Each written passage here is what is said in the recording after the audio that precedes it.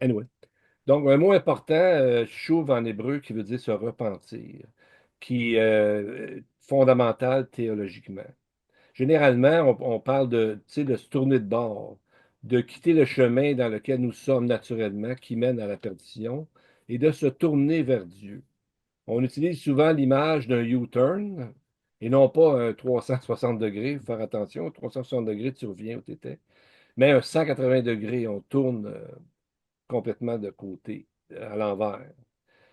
Je ne sais pas si vous l'avez déjà entendu comme moi, je ne me rappelle pas d'où ça vient, mais apparemment que c'est un terme qui était utilisé dans un langage ancien pour décrire un terme pour changer de direction. Par exemple, dans une charrette, on disait ben, repens-toi à droite ou repens-toi à gauche. J'ai cherché dans Google, je n'ai pas trouvé ça. C'est peut-être pas dans du vieux français, peut-être dans une autre langue. Mais le vieux français parle de faire pénitence. Mais cette expression-là, je pense qu'elle a été galvaudée. Ça représente pas tout le temps vraiment se tourner vers Dieu, mais c'est de regretter. Puis on sait que regretter, c'est pas une repentance comme telle. On peut regretter des choses sans que ça change notre vie. Alors que la Bible nous dit que la repentance, on change complètement de réalité. On passe par sa grâce de la lumière, des ténèbres à la lumière, de la mort à la vie éternelle. Et il y a longtemps, en fait, je pense que ça fait 40 ans cette année, j'ai étudié l'hébreu au début. Puis j'ai un vieux dictionnaire, pas un vieux, mais un dictionnaire hébreu que j'ai pas utilisé souvent. Là, j'ai enlevé la poussière dessus. Et j'ai regardé le mot chauve, donc repentir, et les dérivés. Alors, dans le dictionnaire, on parle de mots comme retourner, revenir, se tourner, se diriger, comme par exemple Deutéronome 5, 27 dit retournez dans vos tentes. Et on connaît le texte que nous allons retourner à la prière, où les eaux du déluge se retirèrent.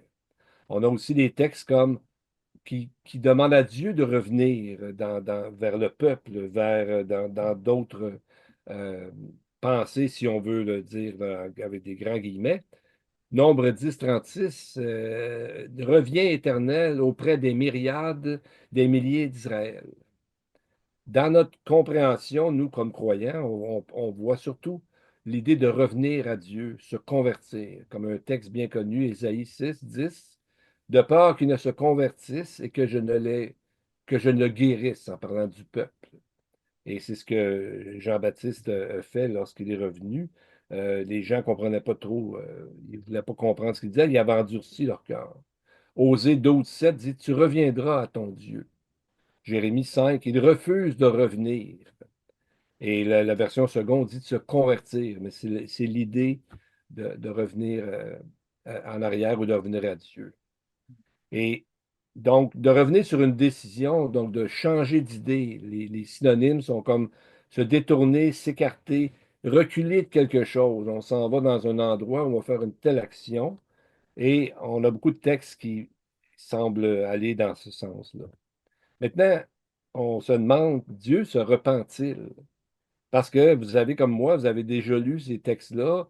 Genèse 6, l'Éternel se repentit d'avoir fait l'homme sur la terre. Verset 7 de Genèse 6, je me repens de les avoir faits. Je me souviens, la première fois que j'ai lu ça, j'ai dit, oh Dieu, c'est comme si c'était trompé, tu sais. Mais on sait que Dieu est parfait, il ne peut pas se tromper. Quand on regarde, parce qu'il faut toujours regarder d'autres textes qui vont en rapport avec ça, Joël 2, 13 est un texte très intéressant qui dit, revenez à l'Éternel, votre Dieu, car il est compatissant et miséricordieux, lent à la colère, riche en bonté, et il se repent des maux qu'il envoie. Qui sait s'il ne reviendra pas, il ne se repentira, qu'il ne laissera pas après lui la bénédiction. Donc, on demande à Dieu de changer d'idée, dans le fond, dans ce texte-là. Il y a un autre superbe texte, Amos 7, verset 2, où le prophète dit, je dis, Seigneur éternel, pardonne donc. Comment Jacob subsistera-t-il, car il est si faible? L'Éternel se repentit de cela. Cela n'arrivera pas, dit l'Éternel.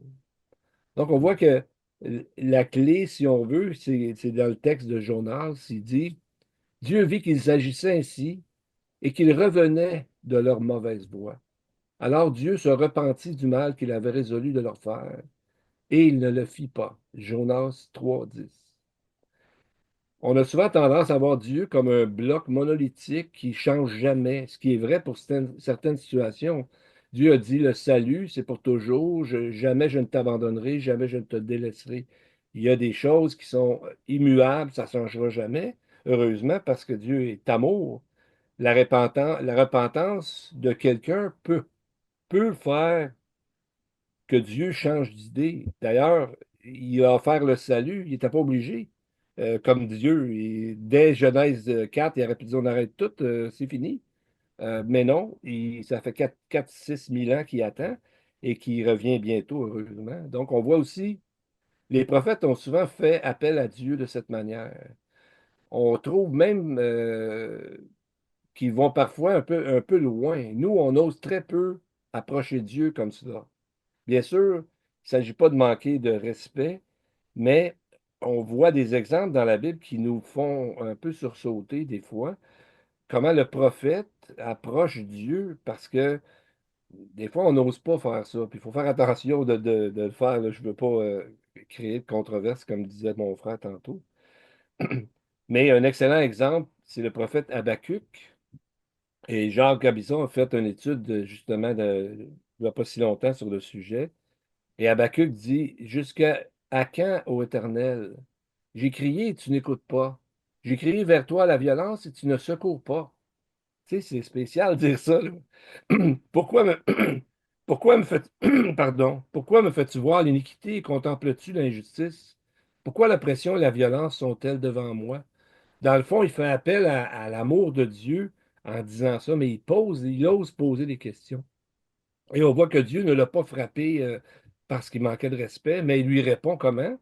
Par une prophétie magnifique de ce qui va arriver. Donc, on peut dire que dans le fond, Dieu, c'est comme prévu dans son plan qu'il pourrait changer d'idée sur certaines choses qui ne sont pas immuables, parce qu'il, vu qu'il est parfait, son plan est parfait, il a comme donc prévu qu'à certains moments donnés, un prophète ou notre changement à nous d'attitude peut faire que lui va pencher de notre côté. Et on sait très bien, connaissant notre Dieu, que au fond, quand ça arrive, ben, c'est qu'il va nous donner encore quelque chose d'encore mieux que ce qu'on pensait qui était pour arriver. Donc, je terminerai en disant simplement comme notre repentance peut faire que Dieu se repente dans le sens qu'il change d'idée pour notre plus grand bienfait.